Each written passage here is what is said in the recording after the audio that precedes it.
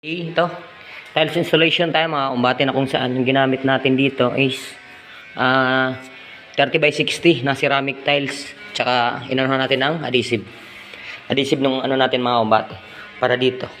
So magiging ano nito, which is tatlong patong para magiging 90 cm yung taas niya mga kumbate. Ayan. So dito abangan nyo to, ito cladding to mga kumbate, na kung saan maglalagay tayo ng mga drawer dyan. Bali, hinihintay pa natin yung gagawa niyan. At dito, abangan ito mga kumbate, lalagyan natin to ng slab, o mas kilala sa tawag na quartz mga kumbate, na kung saan ito yung ilalagay natin, quartz. Ayan. Nagkakalaga ng 4,350 mula sa City Hardware mga kumbate. Ayan. So bali yan, pag nakat yan, doon yan lalagay natin. So dito, medyo makalat pa. Island to nila ma'am. Bali, nilagyan ko ng sentro kanina. Parang tatama dun sa tubular. Gawa ng yung tubular niyan. Pero kunting adjustment lang naman yan mga kumbate. Nagagawa natin yan ng paraan. So ang inuuna natin ngayon, kasi nga gawa ng wala pang kuryente ngayon dito sa amin, inuuna namin muna yung sidings. Pero nakapreparasyon na yan, nakaprepared na yan para sa quartz niya. Ayan, nasa 2 cm yung ano, para hindi ka na ito mga kumbate, magbibigay ako ng idea or kaalaman sa pagkabit ng quartz or tinatawag na slab mga kumbate. Pwedeng tawaging quartz, pwede rin tawaging slab, na kung saan, kung makapansin nyo, yung ginamit namin dito is cladding. Gaya nito mga kumbate. At syempre, ito makabago mga kumbate, hindi na kami gumamit ng halo or mapatile adhesive man yan o mapasemento. Itong dalawa na to, yung ginamit natin is ito, no more nail. Yun lang. Ganun lang kasimple mga kumbate, hindi ka na maghahalo. At the same time, mapapadali pa yung trabaho mo. Then, makasigurado kang matibay. Ayan. Okay? Ayan, sa pagkakat ng mga gaya na ito mga kumbate, which is para mas sigurado kayo at hindi kayo mamoblema pagdating ng panahon.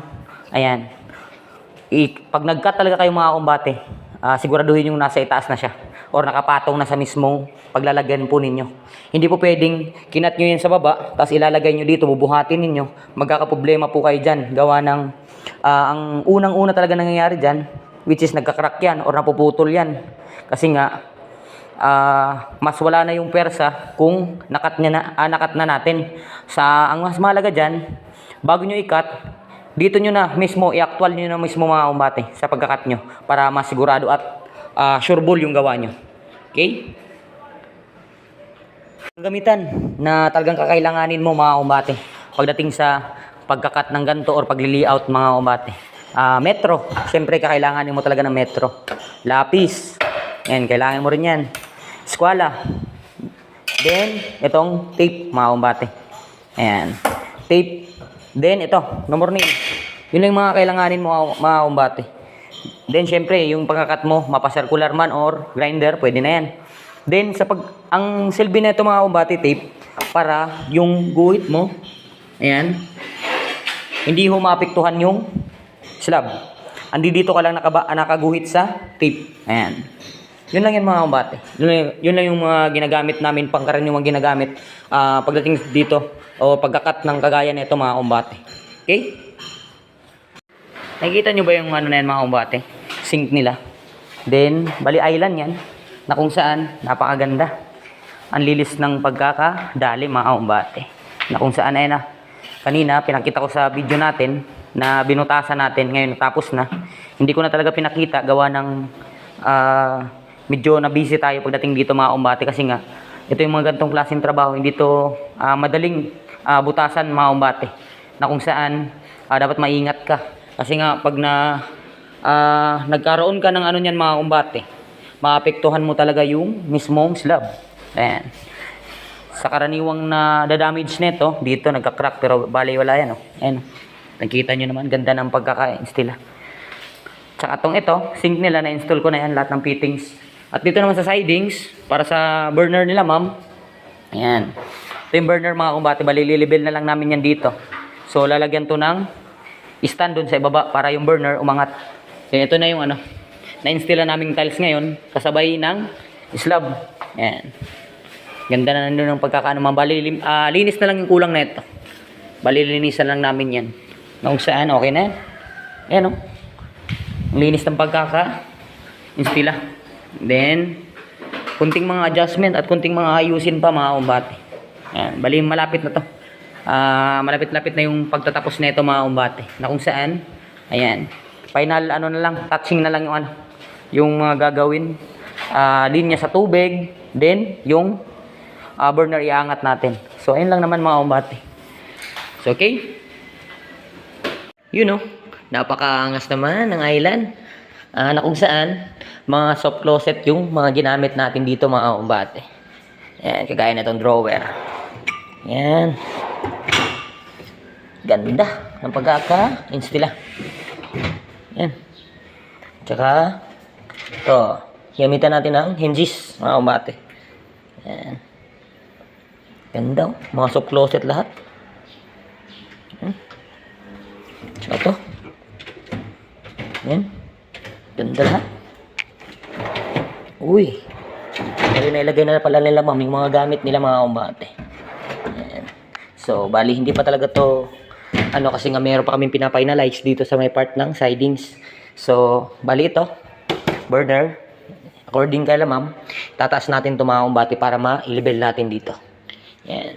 Pinasilip ko lang yung ganda rin ng cladding mga umbate na kung saan pwede nyo gamitin at kung sa mga nais magpagawa niyan pwede nyo po kung i-message mga umbate na para ma-site visit po yung inyong area na kung saan kung gusto nyong cladding, kung gusto nyo plywood pwede po. Ayan. So bali dyan meron pa kaming ilalagay dyan na hanging cabinet. Ayan. Ganda na. Ayan. Napakasimple ng bahay mga umbate pero napakaganda ng concept na kung saan makikita mo sa ilaw pa lang mga umbate na kung saan mamahalin talaga yung ang lakas yayamanin yung mga ilaw na nilagay nila ma'am. Ayun, meron tong 4 na kulay mga umbate.